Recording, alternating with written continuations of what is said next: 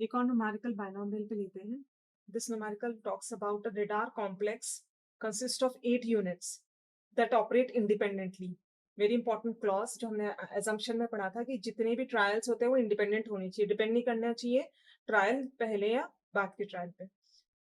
तो यहाँ पे स्पेसिफिकली लिखा हुआ है कि 8 units that operate independently. The probability that a unit detects N incoming missile is 0.90. Probability किसी चीज के अक्रेंस की बता दी है. क्या करना है? 8 यूनिट है एक रडार कॉम्प्लेक्स में. यूनिट मिसाइल को डिटेक्ट कर लेती है, मतलब ये उसका काम है डिटेक्ट करने का, तो काम करने की प्रोबेबिलिटी दे रही है 0.90. What is the probability that incoming missile will not be detected by any unit? Incoming missile not be detected by any unit मतलब कोई भी यूनिट डिटेक्ट नहीं कर पाई. काम करने की प्रोबेबिलिटी दे रखी है, मतलब कोई भी यूनिट ने काम नहीं किया. None of them detected. देखिए इसको इस तरह से सॉल्व करते हैं. पहले तो यूनिट्स कितनी है? 8. तो जो टोटल यूनिट्स जो हमारी स्टडी में है वो बिकम्स 8. कुछ काम करने की प्रोबेबिलिटी, जैसे मिसाइल डिटेक्ट करने की प्रोबेबिलिटी P दे रखी है 0.90. तो यहीं से आप याद रखें जब भी P होता है तो Q हम फटाक से 1 माइनस P 0.10 निकालें. अब 8 टोटल नंबर ऑफ यूनिट्स हैं, वो काम करती है उसकी प्रोबेबिलिटी और सक्सेसफुली डिडक्ट करती है तो उसकी प्रोबेबिलिटी ये है. तो probability of success of the event, probability of failure of the event भी सामने. Part 1, not deducted by any unit. By any unit मतलब कोई भी यूनिट डिटेक्ट नहीं कर पाई मिसाइल को. तो कितनी? 8 यूनिट है. तो हम उस कॉन्सेप्ट पे आ जाए कि 8 यूनिट है तो क्या क्या पॉसिबल केसेस हो सकते हैं. एक ने भी काम नहीं किया, काम मतलब मिसाइल को डिटेक्ट करने का काम, जिसके चांसेस ये हैं. किसी 8 में से out of all the 8 none of them did its work. तो एक ने भी मिसाइल डिटेक्ट नहीं करी. आउट ऑफ 8 किसी एक ने डिटेक्ट करी. या फिर क्या होगा? आउट ऑफ 8 किसी 2 ने डिटेक्ट करी, और आउट ऑफ 8 किसी 3 ने डिटेक्ट करी. ये मैं क्या लिख रहे हैं?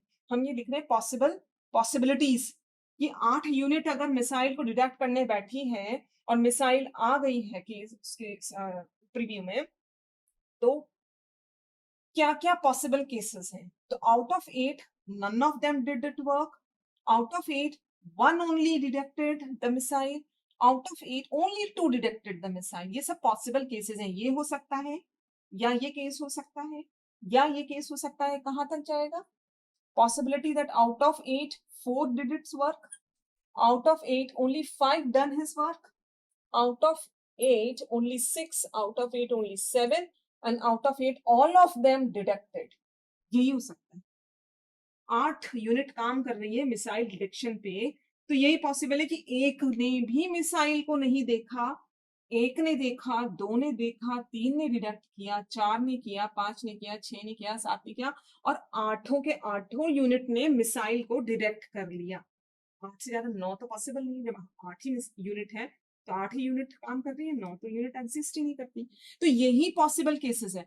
और हमारा रूल बोलता है जितने पॉसिबल केसेस होते हैं उनका टोटल सम हमेशा 1 होता है. तो you remember this important rule first. Second, ये हर जो टर्म है, हर every term can be calculated using binomial distribution formula. Why I'm using binomial distribution formula? Because it is dealing with the discrete random variable. What is random variable? Discrete random variable? Detection of the missile or not detection. या तो missile को detect कर रही है unit, या तो missile को detect नहीं कर रही है यूनिट. और कितनी यूनिट्स हैं? 0 से लेके 8 तक. x की वैल्यू, या x की वैल्यू या तो 0 है, या तो 1 है, या तो 2 है, या तो 3, या तो 4, 5, 6. पॉइंट्स में नहीं हो सकती. हम ये नहीं कह सकते कि 5.5 यूनिट्स ने डिटेक्ट कर लिया मिसाइल. इसीलिए x क्या है? डिस्क्रीट रैंडम वेरिएबल है, इसलिए बाइनोमियल डिस्क्रीट प्रोबेबिलिटी डिस्ट्रीब्यूशन में आता है, इसलिए हमने बाइनोमियल लगाया. और बाइनोमियल में 2 टर्म्स वाले केसेस ही डील होते हैं, तो डिटेक्ट करना या नहीं करना, इसके अलावा तो कोई ऑप्शन ही नहीं है. 2 ही आउटकम है, या तो मिसाइल डिटेक्ट करी या तो मिसाइल नहीं डिटेक्ट करी. तो 2 टर्म वाले केसेस बाइनोमियल में deal.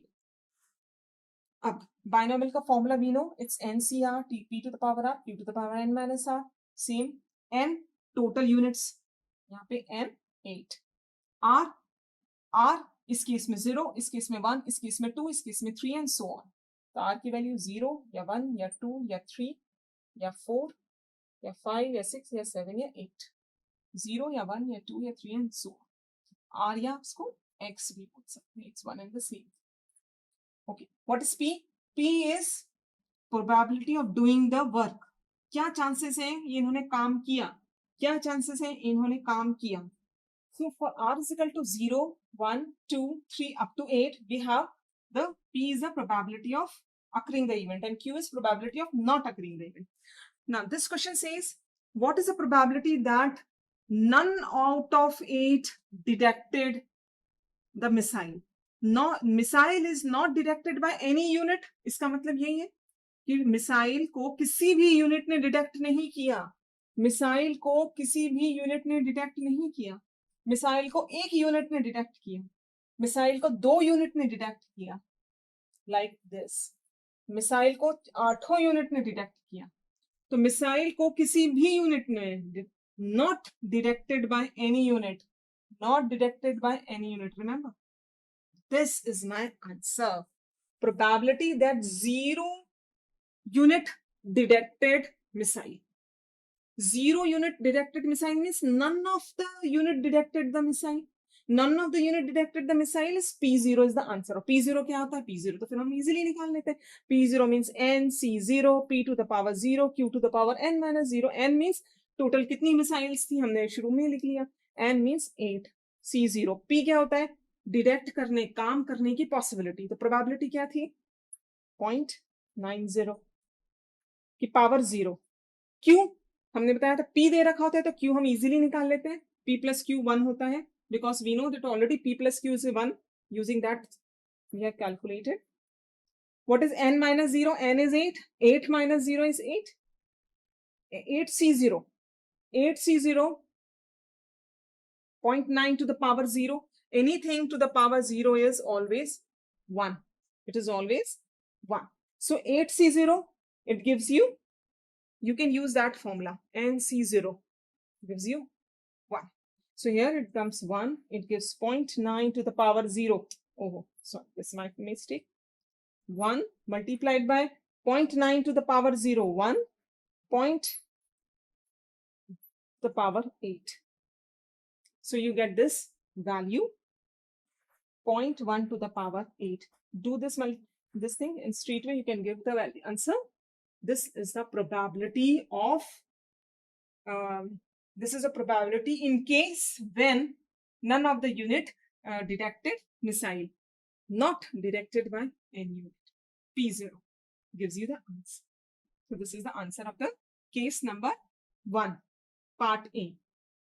We ahead to the same numerical where the missile one, where they have given you the probability and then they have talked about 8 total missiles. So we have the value of N.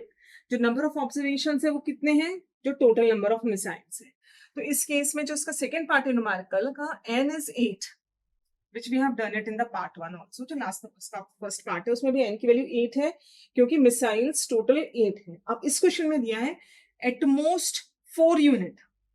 Second part of this numerical talks you at most 4 units. See, when someone says this English word at most, अब इसको connect करना है कि at most 4 unit means maximum 4 units. इसको ऐसे भी लिख सकते हैं.